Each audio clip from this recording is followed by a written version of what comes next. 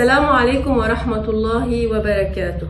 Bonjour à toutes et à tous, chers internautes sur la plateforme Lumière Islamique. Au seuil de ce mois béni du Ramadan, j'ai le plaisir d'animer cette rubrique « Se nourrir autrement » ou aborder le jeûne autrement durant tout ce mois béni. Ne nous laissons pas avoir par le terme nourriture. Il ne s'agit aucunement d'une nouvelle méthode de régime. Aujourd'hui, nous sommes affublés d'informations, de conseils, de il faut, il ne faut pas, c'est bien, c'est pas bien, tout aussi contradictoires les unes que les autres. L'être humain se sent plus que jamais perdu. L'idée de ces vidéos est de vous inviter à prendre du recul face à toutes ces informations et de vous recentrer sur soi, ce qui est là la finalité du jeûne. Se dépouiller pour retrouver l'essentiel. Le prophète, paix et salut sur lui et sur sa sainte famille, a dit « Soumu tasuhu » jeûner pour guérir. Le mot guérir a beaucoup de sens. La guérison qui nous envoie vers l'éveil à la foi, à la conscience et à la soi. J'ai donc le plaisir d'avoir parmi nous Madame Nasrine Mourad Chmali. Je vais la laisser la parole, se présenter, je suis sûre qu'elle sera mieux placée pour ça. Bonjour Madame. Bonjour. Bonjour, je suis très heureuse d'être parmi vous aujourd'hui. Non pas pour donner encore des explications sur le bien ou les contradictions ou encore des nouveaux conseils sur les jeunes. Aujourd'hui, j'ai le plaisir de recentrer chaque être humain sur sa personne, je dirais. D'où le but vraiment du jeûne. Donc, je suis nutritionniste depuis une quinzaine d'années.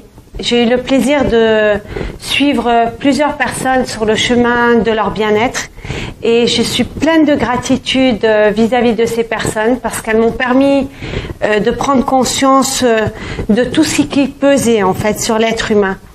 Et suite à ces consultations, j'ai été portée par un nouveau cheminement de travail qui m'a recentrée sur beaucoup de choses.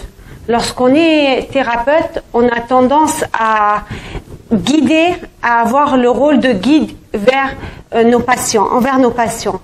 Et lorsque j'ai pris conscience de cette lourdeur face à cette méthodologie de travail, j'ai rencontré de nombreuses personnes sur mon cheminement personnel qui m'ont permis de prendre conscience que nous ne sommes pas des guides, mais nous sommes là pour rappeler à chaque personne qu'elle est son propre guide en fait, qu'elle a une lumière personnelle en elle, qu'elle a une voix, une résonance en elle, qui la porte à chaque instant sur son chemin d'aisance et son chemin de bien-être et d'épanouissement.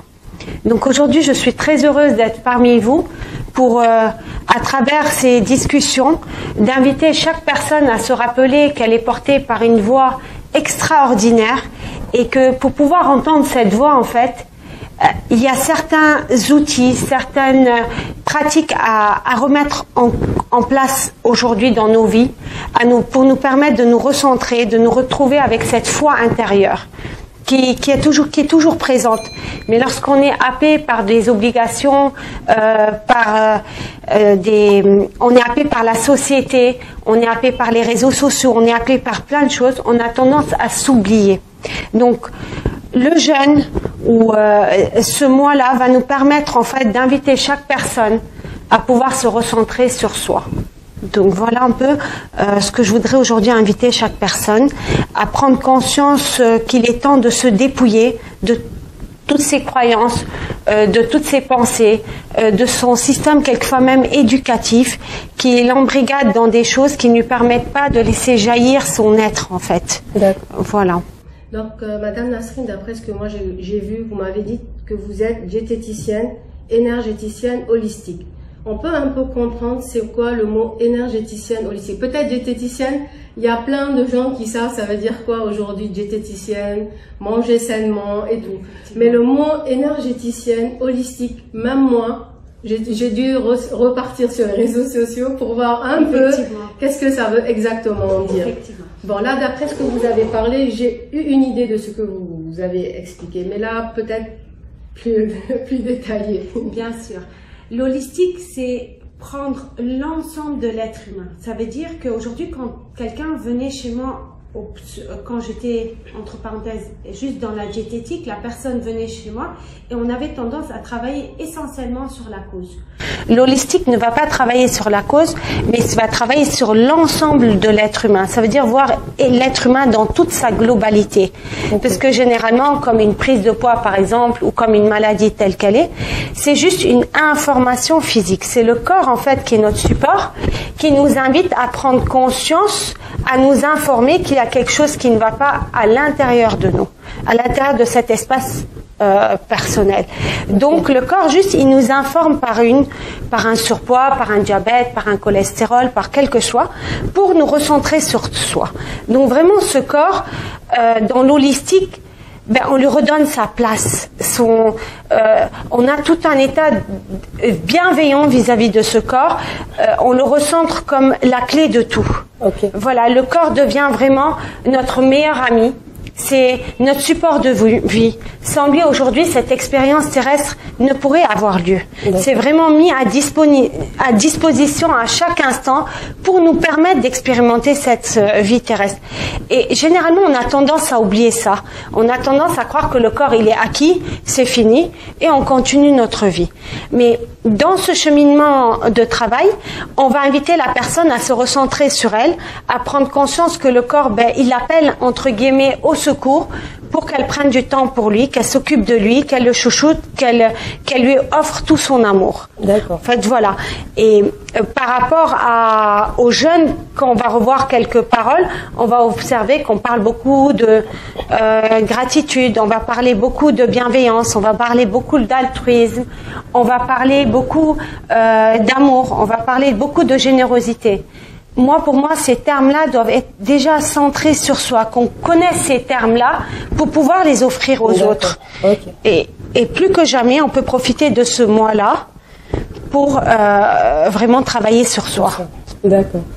Je te remercie, Nasrine. Merci. Si je comprends bien, ce dépouillement dont tu parles passe par plusieurs formes. Oui. Donc, tu peux nous en parler un peu? Qu'est-ce que tu veux dire par dépouillement ici? Oui, bien sûr. Lorsque le corps humain vient au monde, il vient déjà avec un gros bagage héréditaire. C'est-à-dire, on vient avec le bagage héréditaire de nos parents. Ensuite, il y a l'éducation. Ensuite, il y a la famille. Ensuite, il y a les amis. Il y a l'école. Il y a la religion. Il y a toutes ces choses qui viennent s'agglutiner sur ce corps-là et qui, quelquefois, le font happer sur d'autres choses qui ne résonnent pas pour lui. Donc, quand on parle de dépouillement, c'est vraiment inviter le corps à faire un petit tri. Donc, c'est comme un ordinateur. Et il va commencer à faire du delete. Il va se débarrasser de tous les dossiers qui pèsent, qui l'intéressent pas spécialement, qu'il va remettre en question, et il va s'en débarrasser pour vraiment revenir à une résonance qui lui est propre à lui. Être vraiment en plein dans son système intuitif pour pouvoir capter cette voix divine qui est là, mais comme il est aspergé d'infos, de croyances, de conditionnement, cette voie, elle est impossible à être captée. Okay. Donc, quand on parle de dépouillement, c'est vraiment partir sur ça, se débarrasser, inviter la personne à revenir dans cet état de conscience. Mais on ne peut être conscient que lorsque on se dépouille de toutes ces choses-là. Alors, ce que je comprends, c'est que le mois béni du Ramadan, il nous aide encore plus pour ce dépouillement, mis à part le reste des mois. Oui, en fait, c'est l'invitation à faire un grand ménage une fois l'année. Voilà. On peut le prendre sous cette forme-là pour que ça devienne un peu plus simple et un peu plus facile à imager. Moi, je leur dis toujours, quelle que soit la manière de vous aborder les choses, c'est toujours l'état de se nettoyer, de faire une grande vidange. Donc ce mois béni où il y a une énergie qui est magnifique parce qu'on le fait tous en même temps, donc déjà il y a une énergie de communauté, donc ça aussi ça crée une énergie humaine qui est très très forte, qui va inviter la personne vraiment, moi lorsque je me dépouille, la personne qui est dans ma fréquence doit aussi se dépouiller et ainsi de suite. Donc vous imaginez la dynamique et la force que ça va créer. Donc c'est encore voilà, c'est encore plus intéressant de le faire de cette manière-là. Et lorsque la personne va prendre conscience que ces dépouillements est surtout un moment où elle doit se centrer sur elle, c'est encore plus plus intéressant. C'est-à-dire, c'est pas juste se dire je vais jeûner pour me donner bonne conscience ou parce que tout le monde le fait, mais il y aura une approche qui sera plus bienveillante à soi. C'est comprendre que là, je vais faire quelque chose pour moi et mon meilleur ami, ce corps-là. Donc je prends conscience que il y a une année qui est passée, et je vais le gratifier pour cette année qui m'a permis d'être là, présent. Aujourd'hui, on est des jackpots toutes les deux. Et pour toutes les personnes qui nous voient, on est des réels jackpots sur Terre. On est là sur Terre, on arrive à respirer, à communiquer ensemble, à discuter.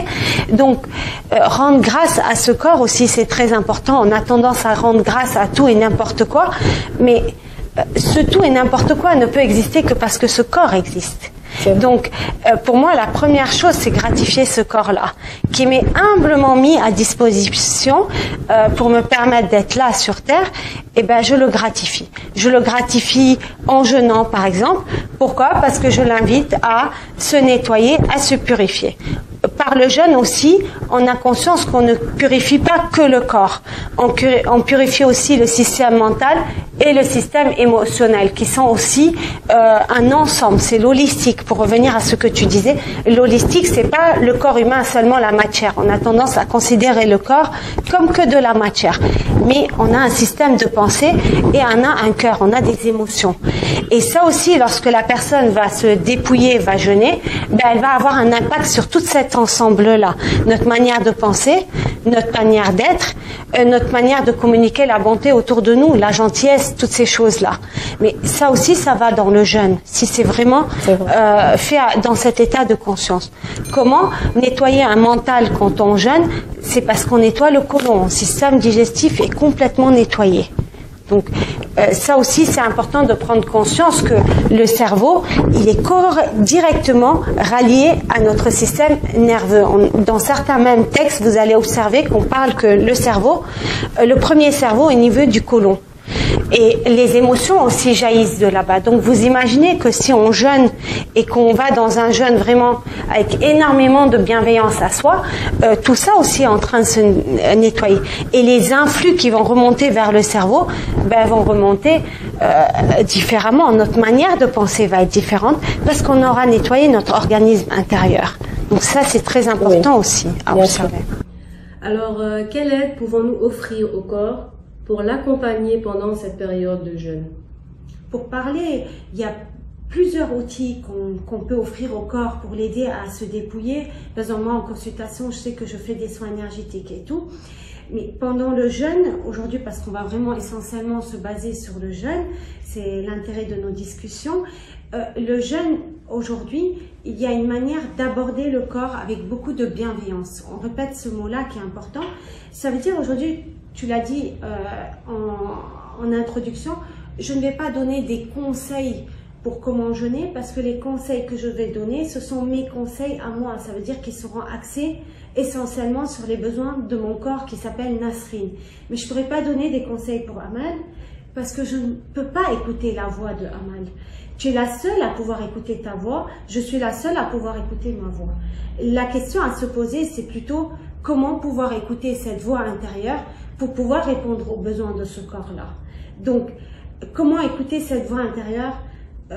C'est par des techniques très très faciles. Donc, aujourd'hui, je vais offrir une technique très simple et je pense que les prochaines fois, on pourra aller encore plus en profondeur. Oui. La technique la plus simple, c'est la respiration.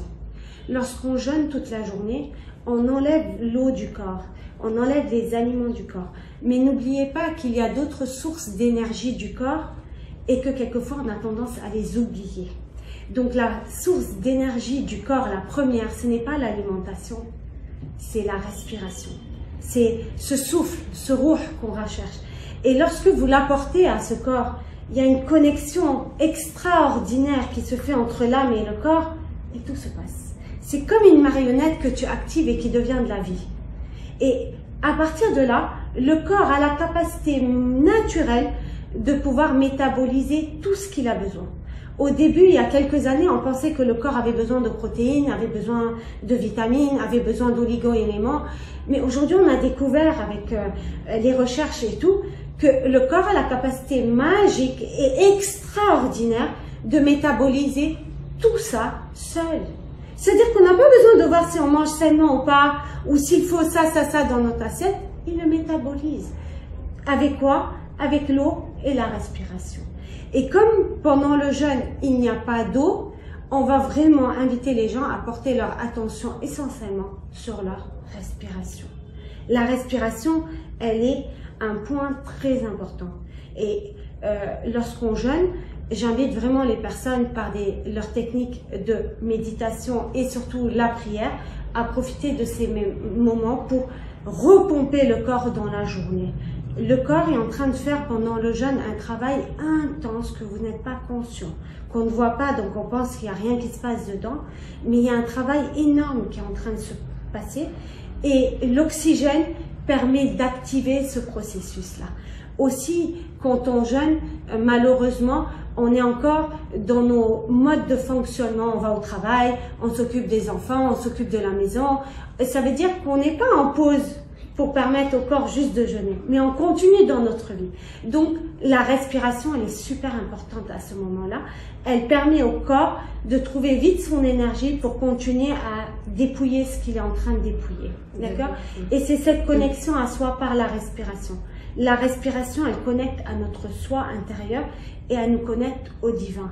C'est vraiment la Wi-Fi qui est remise en place. D'accord. D'accord? Oui, je vois. D'après ce que j'ai compris, Nasrine, dans ta discussion, c'est que l'eau, c'est une source importante pour l'être humain.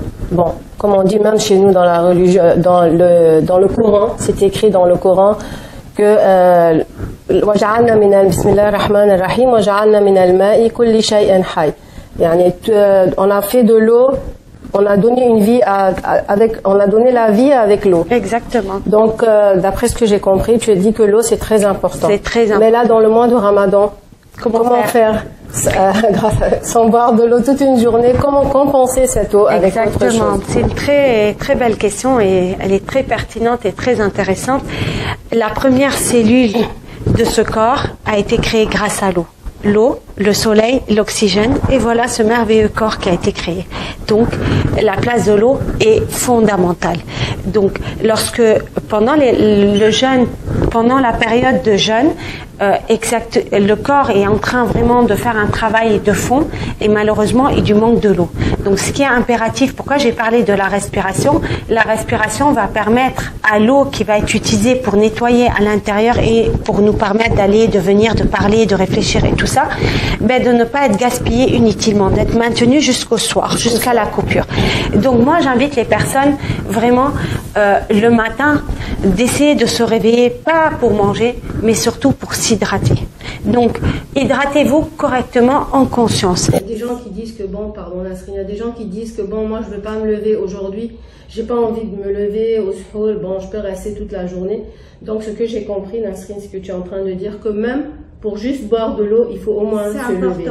C'est important. Parce que déjà, toute la nuit, le corps est dans un état de coma, il a besoin d'eau. Donc généralement, au réveil le matin, il a besoin déjà d'un capital hydrique. D'accord. Et comme pendant le jeûne, on va manger le soir, aussi cette digestion a besoin d'eau le lendemain aussi, qui est importante. Donc, j'invite la personne à se réveiller dans un état vraiment calme, pas précipitamment, à prendre le temps de se mettre sur son tapis de prière, à complètement rentrer dans le corps, on va dire, à réarticuler cette petite marionnette, c'est très important. Et l'hydratation va jouer ce jeu-là. Au-delà seulement du côté fonctionnel de l'eau, il y a un côté émotionnel qui se travaille grâce à l'eau et un côté de notre état psychique de la journée. La manière de nous réveiller le matin articule tout notre état de stress de la journée. Une personne qui va se réveiller et allez on y va, il regarde son WhatsApp, il regarde les réseaux sociaux, il regarde les informations, il est dans un état de stress pour toute la journée. Et à ce moment-là, il a perdu aussi beaucoup d'eau, alors qu'il a un capital qui veut maintenir jusqu'au soir pour que son jeûne soit bien fait. Donc ça aussi c'est important et ça aussi c'est un état de conscience qui est important. Parce que l'idée de jeûner, c'est surtout de ne pas brutaliser ce corps-là. C'est de le respecter et de l'accompagner. Sinon, il ne peut pas tenir sur son jeûne. Sinon, juste c'est dire j'ai jeûné pour jeûner. Mais jeûner, c'est être en pleine forme. Si je jeûne pour ressembler à un cadavre ou être malade ou être agressif toute la journée ou être complètement anéanti, il n'y a aucun intérêt pour moi de jeûner. C'est que c'est fait contre le courant naturel du corps. C'est qu'il y a quelque chose qui n'est pas fait à ce moment-là. Un jeûne, ça doit être une lumière qui jaillit de l'intérieur. Il faut le faire avec grand plaisir. Exactement. Donc, on revient à comment s'hydrater. J'invite les personnes vraiment à se lever avec beaucoup de délicatesse. D'être déjà joyeux, de se dire ah, j'ai gagné une journée. Je suis le jackpot. J'ai une journée aujourd'hui. C'est un bonus. Il y a combien de personnes qui meurent à chaque seconde? Moi, j'ai gagné une journée. De prendre déjà cette étincelle de conscience. Ensuite, de s'hydrater vraiment avec douceur. Quand on boit de l'eau, on n'est pas en train de regarder son téléphone, en train de parler avec X, Y et Z. On est posé et on boit de l'eau doucement, doucement, par très petites gorgées. Donc on boit, on repose, on boit, on repose. On essaye d'arriver à un demi-litre d'eau. Les personnes qui prennent des médicaments, vraiment, je les invite à boire doublement. Parce que chaque médicament a besoin d'un verre minimum d'eau, qui n'est pas compris aussi dans ça. Donc c'est important de prendre ce temps-là. Donc pas de se réveiller à la course, pas de se dire mince, il me reste que 5 minutes, mais d'essayer de programmer ça. D'accord. Voilà. Bon, des fois, Nasrine, il y a des gens, bon ça c'est moi personnellement, il y a des gens qui te disent, bon moi je vais boire, ok, 1 litre d'eau ou 1,5 litre. Bon, c'est pas la peine que je le bois parce que d'ici 1 heure de temps, je vais les uriner. Exactement. Voilà, donc qu'est-ce que vous en pensez par rapport à ça? C'est pour cela que j'ai déjà anticipé en disant la manière de boire. Parce que vous buvez précipitamment, l'eau n'a pas le temps de rentrer dans la cellule. L'eau va juste rester en extracellulaire et partir. C'est pour ça, c'est l'attention qui est importante. C'est la lumière, elle est là dans l'acte de boire. Donc il faut s'asseoir, il ne faut pas la boire debout. Exactement. Tu es encore même sur ton lit, ça veut dire je la mets sur ma commode et je reste dans. Tout est dans cette lumière qui passe et qui est là dans l'acte. Donc, parce que si c'est pas dans l'acte, mes pensées vont à gauche et à droite, l'eau ne rentre pas dans ma cellule, l'eau n'arrose pas ma cellule. C'est comme si ma cellule, elle a des trous et je perds l'eau, je me retrouve à faire pipi toute la journée. D'accord. D'accord. Nous, l'intérêt, c'est de garder l'eau dans la cellule. D'accord. Vraiment. Donc si au cours de la journée, tout est parti, c'est-à-dire que moi, j'ai pas fait un beau travail alors. C'est doucement, doucement. Ce travail demande beaucoup d'accompagnement, bien sûr, en consultation. Déjà là, de mettre l'attention, c'est déjà un très bel outil. C'est déjà très, très bien. Et c'est pour ça que je dis la respiration. Tu as perdu ton eau dans la journée. Oxygène-toi correctement. Ramène ce souffle. Ramène ta respiration au niveau ventral. Et ça va permettre au corps d'être toujours dans cet état de légèreté, de souplesse, d'aisance. Et il va pouvoir continuer sa journée très facilement. Bon, Nasrine aussi, d'après moi ce que j'entends ou bien je lis des fois, on dit que c'est bien aussi de faire au moins une petite pause, par exemple une sieste. Est-ce que dormir déjà c'est important? Vous trouvez que c'est important dans cette journée de jeûne? Exactement, si, bien bon, sûr. Ceux qui peuvent, bien sûr. Si tu remarques bien, il y a des temps de prière, il y a des temps d'arrêt. Pourquoi? Pour qu'on se recadre tout le temps sur soi. L'idée, c'est tout le temps de revenir à la maison. On est happé toute la journée par le travail, les rendez-vous, les il faut, je dois, les enfants, le mari, les hommes aussi sont happés dans beaucoup de choses. On ramène l'attention à la maison. Donc la prière, c'est une très belle chose pour ramener l'attention à la maison. La méditation, la relaxation, le sommeil de qualité. Pourquoi? Parce que ça permet de réénergétiser le corps. Donc c'est très important pendant ces périodes-là de trouver du temps pour vraiment faire une petite pause, se détendre complètement, ne penser à rien, s'affaler sur un canapé. Bien sûr, pas de téléphone, pas de télé, pas d'ordinateur, rien. Mais juste ne rien faire, juste être là, présent. Et le corps, il lâche. Et ça lui permet d'avoir le temps au corps de voir plus clair en lui. Plus clair, donc il est dans cet état d'observation, il voit où il doit s'affairer à l'intérieur, là où il doit nettoyer de plus en plus, là où il doit déblayer de plus en plus, parce que tu lui donnes du répit. D'accord. C'est ça qui est important, c'est d'offrir du répit au corps. Il est en plein nettoyage intérieur. Donc ça peut pas être toute la journée, il y a des infos qui viennent et en même temps il veut travailler sur soi. Donc offrez-lui de temps pour se relaxer, se détendre, ne rien faire. Donc si on veut résumer, un bon réveil, Un bon verre d'eau, bien une bonne bouteille d'eau. Ouais, un demi-litre, hein, un verre ce sera ça se peut. Ensuite, se reposer en milieu de journée. Et la faim, comment on peut accueillir la faim? Bon, on va pas rentrer dans les grands détails, puisque nous, notre but, comme on a dit au début, c'est pas le mot nourriture qui nous intéresse, mais c'est plutôt prendre soin de ce jour, comme tu as dit au début, de cet esprit, de ce corps. Voilà, donc, et en fin de journée, comment on peut... J'inviterai la même chose, de repartir comme le réveil. De prendre conscience qu'il y a un moment qui va s'appeler cette coupure où on va offrir au corps le droit de remanger, de s'attabler, de se nourrir. Donc c'est aussi un état aussi qui va demander du calme, de la paix. Un état où on doit laisser le corps aussi pouvoir accueillir tous ces aliments-là. Ne pas le brutaliser. Allez, il est l'heure, pile, pile, pile, on court à table et on agglutine tout. Non, c'est vraiment, on repart, on le détend complètement. On coupe avec de l'eau, dans le calme, toujours dans le calme. On coupe dans le calme, on prie, on médite un peu, on invite le corps en fait, par là, on l'invite à venir accueillir la nourriture. C'est vraiment accueillir la nourriture pour qu'il puisse être dans cet état d'aisance et de souplesse. Voilà. Et on peut lui offrir ce qu'il aime manger, bien sûr, mais on revient à l'attention pendant le repas aussi. Tout acte où on va offrir quelque chose au corps, il faut que ça soit dans l'attention. D'accord. C'est très important. C'est pas je mange, ça parle dans tous les sens, il y a la télé, le bruit. Je dois faire vite. Non, parce que je ne peux pas être connectée à l'acte de manger. Je peux pas sentir les informations du corps quand il va me dire j'ai plus faim, j'ai faim, c'est bon, c'est pas bon, c'est salé, c'est sucré. Quelquefois je taquine les gens à table, ils sont en train de manger, je leur dis alors, il est bon le plat? بيكونوا أكلوا نص صحن وبيرجعوا بياخدوا المعلقة بيقولوا لي je sais pas. Je sais pas. Il faut qu'ils remangent. Ils doivent regoûter. C'est parce que tous ceux qui ont mangé la moitié de cette assiette, ils n'étaient pas conscients de ce qu'ils faisaient. D'accord.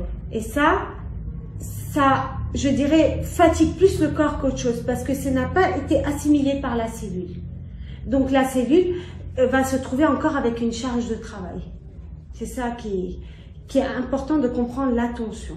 Tout doit être fait dans cet état de conscience et d'attention. C'est se nourrir à soi. Très bien. Voilà. Bon, je te remercie vraiment Nasrine pour ces informations. Merci. Que j'adore aussi moi, que j'aime beaucoup. Mesdames et messieurs, nous vous remercions en espérant vous retrouver la semaine prochaine pour encore plus de beauté dans le monde de se nourrir autrement, toujours avec Madame Nasrine Mourad Chmali. Wassalamu alaikum wa rahmatullahi wa barakatuh.